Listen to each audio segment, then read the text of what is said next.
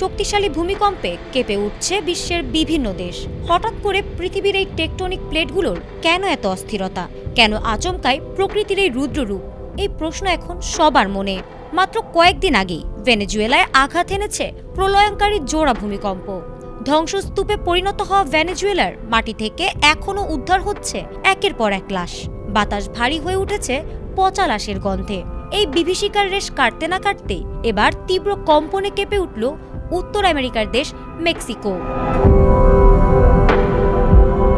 যুক্তরাষ্ট্রের ভূতাত্ত্বিক জরিপ সংস্থা জানিয়েছে, স্থানীয় সময় মঙ্গলবার দুপুর 1:45 মেক্সিকোর পশ্চিম উপকূলে অবস্থিত ক্যালিফোর্নিয়া উপসাগরে রিক্টার স্কেলে 6 মাত্রার একটি শক্তিশালী ভূমিকম্প আঘাত হানে। এর উৎপত্তি স্থল ছিল সিনালোয়া রাজ্যের এল পোগ্রেসো এলাকা থেকে প্রায় 75 কিলোমিটার দক্ষিণ দক্ষিণ পশ্চিমে। ভূপৃষ্ঠ থেকে মাত্র 10 কিলোমিটার গভীরে এই অগভীর কম্পনটি উৎপন্ন হওয়ায় বাজা ক্যালিফোর্নিয়া ও সিনালোয়ার উপকূলীয় অঞ্চলে বেশ জোরালো ঝাঁকুনি অনুভূত হয়। সঠিক প্যাড আর সঠিক তথ্য দিয়ে এসব সামলে নিব এক হয়ে।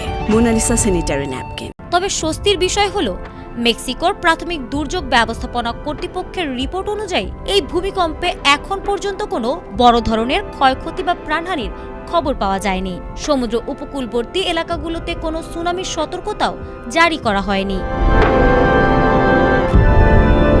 ভেনেজুয়েলার ট্র্যাজেডি যখন বিশ্ববাসীকে কাঁদো কাঁদো করে তুলেছে, তখন মেক্সিকোর এই মাঝারি থেকে শক্তিশালী কম্পনটি বড় কোনো বিপর্যয় না ঘটালেও একে ভবিষ্যৎ বড় কোনো দুর্যোগের আগাম সতর্কবার্তা হিসেবে দেখছেন বিশেষজ্ঞরা।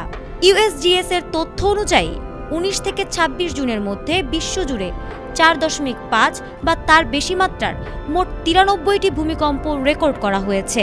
বিশেষজ্ঞদের মতে এটি বৈশ্বিক ভূকম্পন তৎপরতা বৃদ্ধির একটি ইঙ্গিত হতে পারে।